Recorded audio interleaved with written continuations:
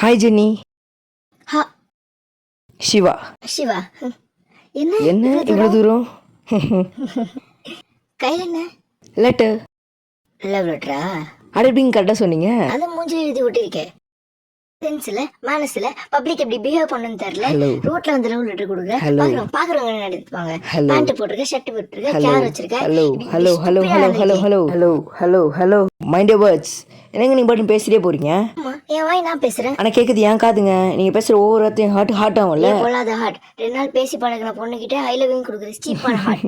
ஏங்க இது லெட்டர் தான், லவ் லெட்டர் தான். ஆனால் நான் உங்களுக்கு எழுதுனதில்ல, என் ஃப்ரெண்டு உங்கள் ஃப்ரெண்ட். செமஸ்டர் டேஸ் அப்பாசிட்டி ஃபோன் வேறு இல்லை. சரி வாட்ச்மேன் கிட்ட கொடுத்துட்டு போனான்னு என்கிட்ட கொடுத்து அமிச்சான். சரி அவர்கிட்ட கொடுத்துட்டு போனான்னு பார்த்தா கரெக்டாக லைக்லி நீங்கள் வந்தீங்க. ஆனால் நம்ம டெம்பிளில் பார்த்த பொண்ணு.